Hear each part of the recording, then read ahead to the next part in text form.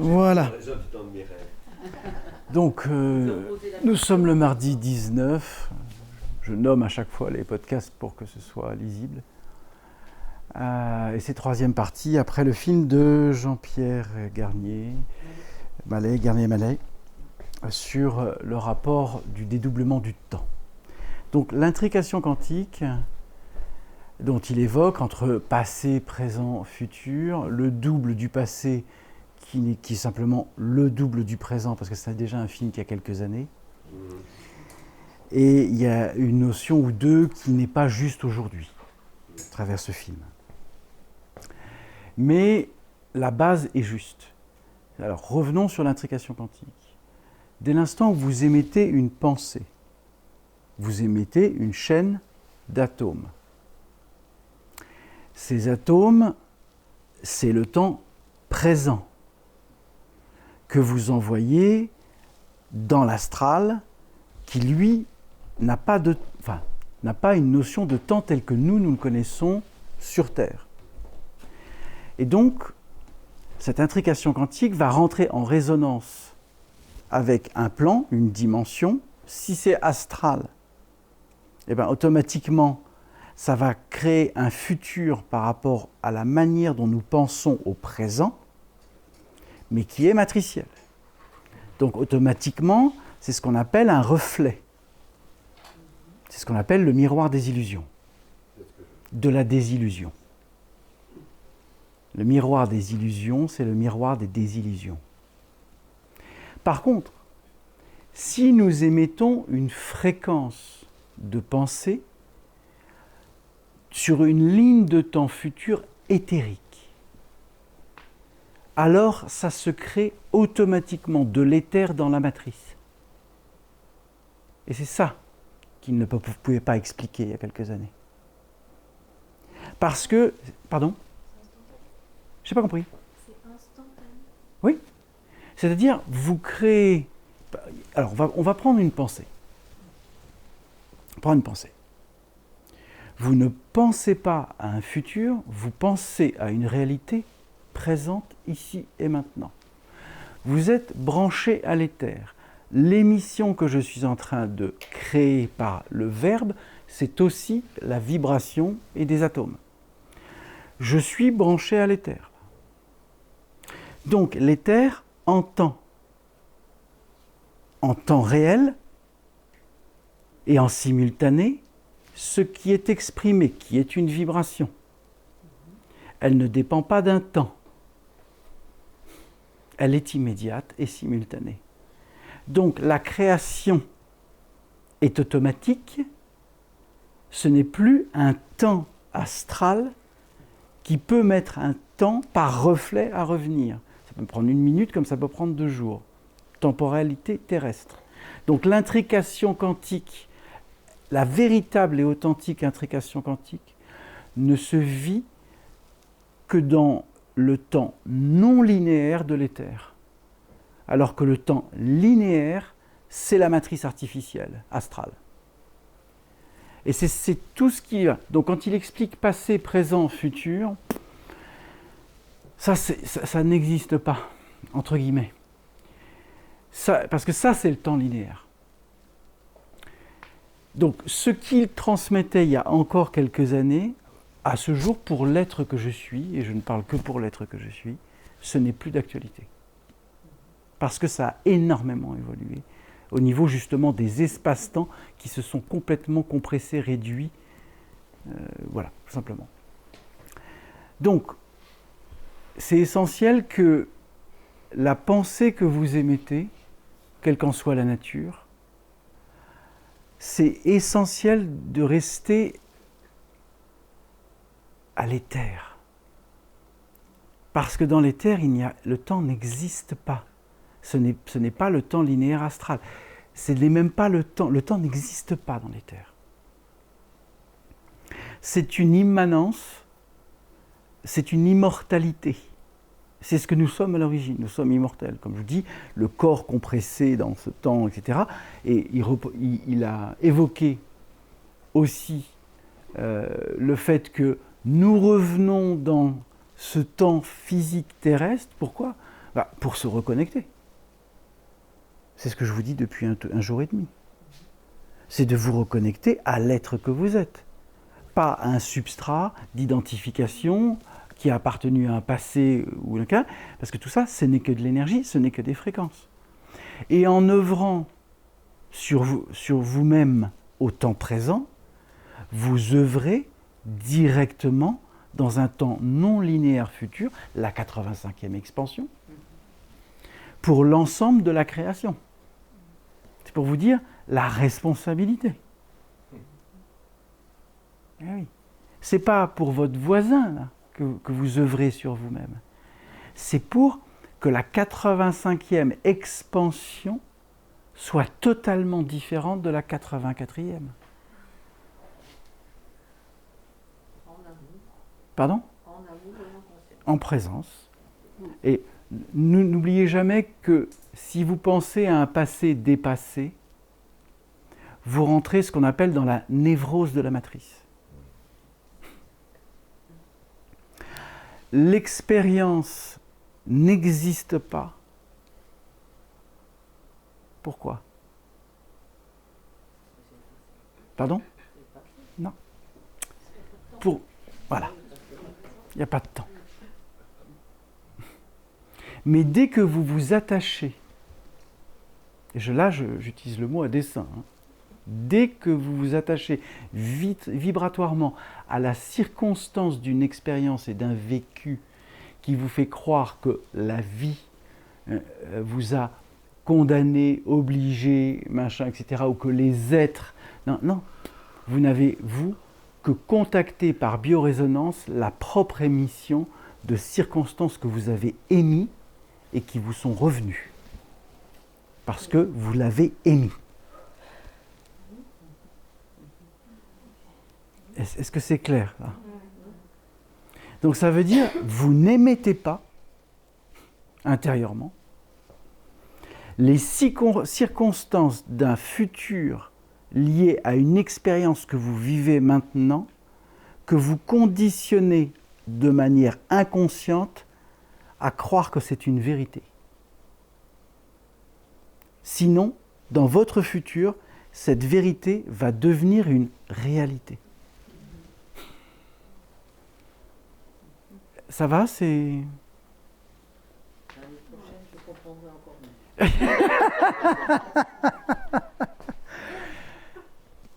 Ça, c'est essentiel. C'est enregistré.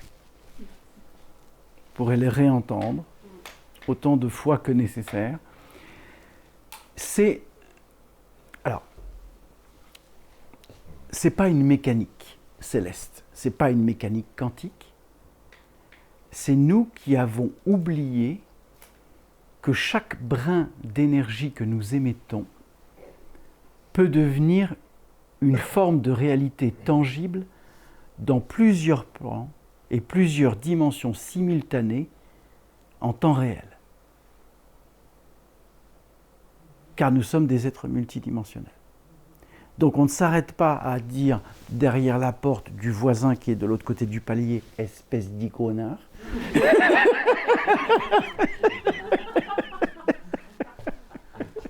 Non, parce que la vibration, non seulement elle traverse le palier, eh ben oui.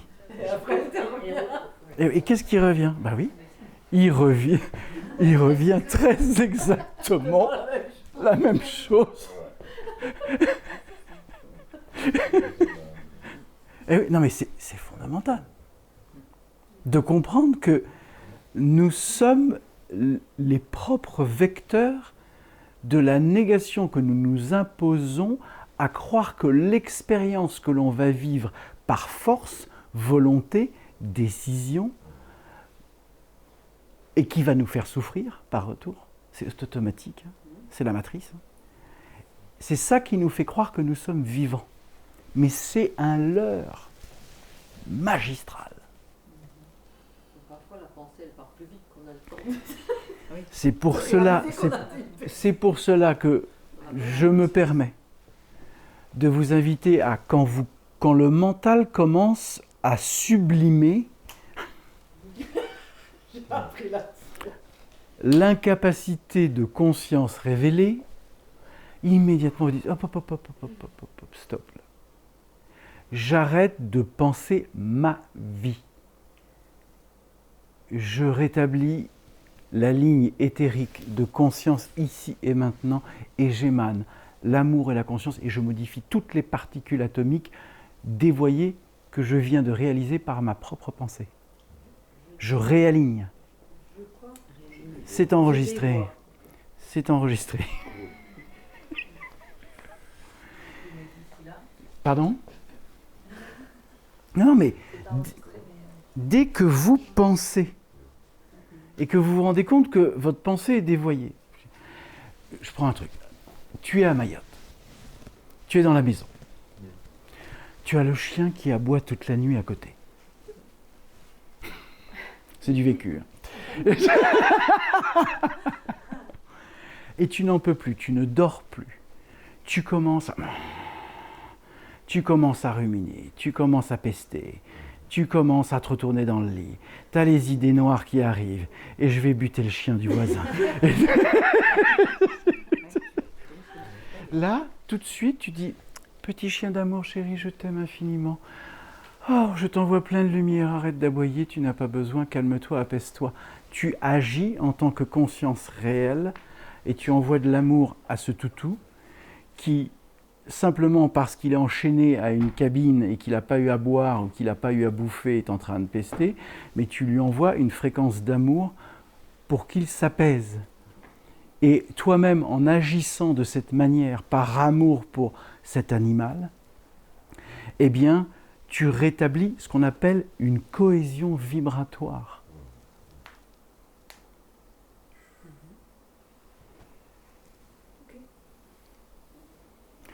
Et immédiatement, tu ne peux plus pester, tu ne peux plus être en colère, tu ne peux plus envoyer de la cortisol dans le corps physique. En fait, il faut être dans le non-jugement. Il faut. Il faut pratiquer le non-jugement. Il est heureux que nous ne jugions plus. Mais qu'est-ce que l'on a à juger ? Sincèrement. Qu'est-ce que l'on a à juger ? Je vois, j'entends. Moi, j'ai fait l'expérience. Là, j'ai fait l'expérience avec en voiture, par exemple. Et tu as souvent des gens qui te collent. Des gens. Des êtres qui te collent, des voitures qui te collent à ta voiture, et puis tu risques de freiner, d'avoir un accident.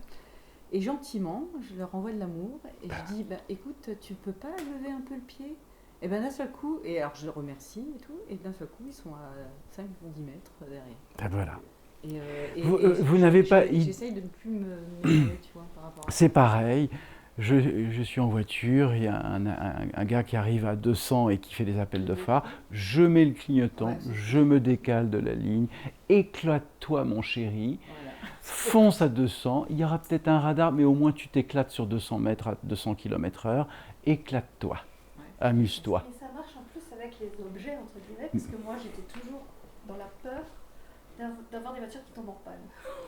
Et j'avais que des voitures qui tombent en panne. Parce que tu l'as... Jusqu'au jour où ma voiture, elle a brûlé sur l'autoroute. Et là, je me suis dit, c'est pas possible, ça va loin. Et donc, je me suis dit, la prochaine voiture, je l'aime. Depuis, je n'ai plus de problème avec mes voitures. Et je ne fonctionne plus dans la peur d'être en panne, de machin. Et je n'ai plus de panne, je n'ai plus rien. Donc même sur l'objet. Mais oui, tout... parce que et voilà, c'est ça, c'est que tout est vibration. C'est voilà, tout. Ça. Donc c'est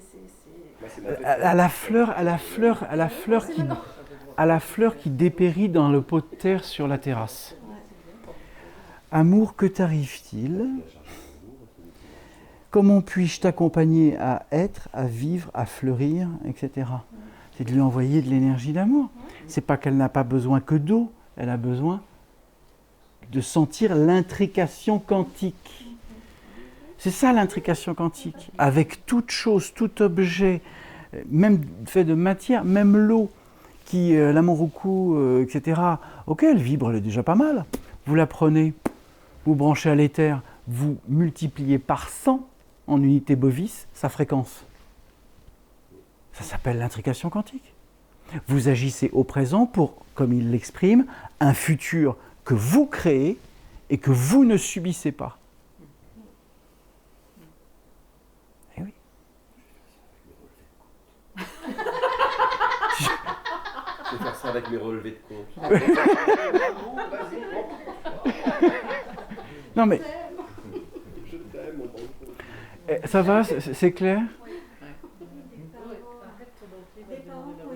Les parents qui ont été violents, c'est forcément des êtres qu'on a.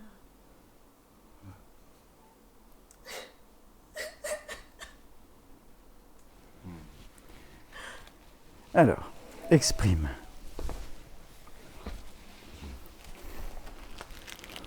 Ce qui est heureux avec l'être que je suis, c'est que j'ai toujours des Kleenex sur moi. Alors, exprime. Exprime.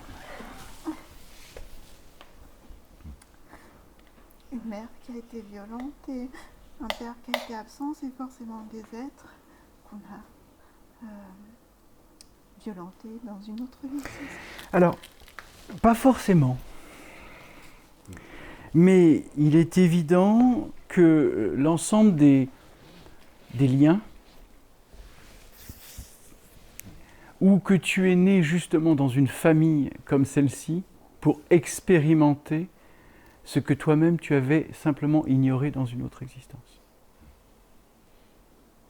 Donc, ce n'est pas une condition qu'on t'a imposée, c'est la vibration que tu as émise par culpabilité qui t'a fait descendre dans cet accueil d'un être féminin et masculin pour te permettre d'expérimenter et de transcender la boucle, sortir de la boucle et de ne pas croire, et ça je me permets d'insister, que la vie t'a joué un mauvais sort, un mauvais rôle ou quoi que ce soit. Nous sommes la vie. Tout est mutable, sans exception. N'oubliez pas, je le dis très souvent, il y a deux mots. Se mésestimer et se sous-estimer. C'est deux niveaux de fréquence différents, mais c'est la même chose. Se mésestimer, c'est ne pas savoir qui on est. Se sous-estimer est une soumission à l'abandon de l'être, par croyance que la vie nous impose une condition que l'on ne comprend pas. Ni l'un ni l'autre existe. Tout ça n'est qu'un champ de croyances matricielles qui est simplement un code, un programme qu'il est fondamental de dissoudre. Vous ne répondez plus à ces deux mots. Vous ne vous mésestimez plus, vous ne vous sous-estimez plus.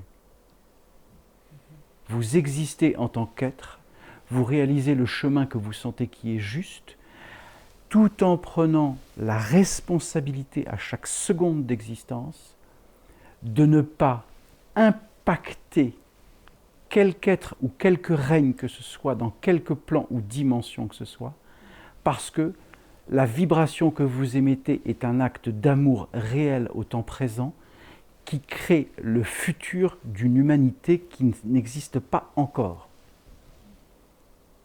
Une fois que vous avez intégré ceci, vous ne pouvez plus agir dans des circonstances égotiques ou égoïques ou égoïstes parce que ça ne fonctionne pas. Ça va, c'est clair? Donc, aujourd'hui, ne réponds plus intérieurement à la croyance. Je vais dire une bêtise. Que tu as été maudite pour naître dans une famille aussi dure. Ce n'est pas le cas. C'est juste un champ d'expérience dont tu n'as plus besoin aujourd'hui. Voilà. Tu comprends? Parce que sinon, tu vas continuer à te flageller de manière inconsciente en disant « je ne mérite pas, je me sous-estime, je mésestime, j'ose pas aimer, je me mets dans la soumission à l'abandon de l'être vis-à-vis du masculin parce que j'ai peur d'être abandonné et d'être seul, etc., etc. » Tout ça, c'est des codes matriciels. c'est pas toi. Tu comprends? Donc on va œuvrer en ce sens pour que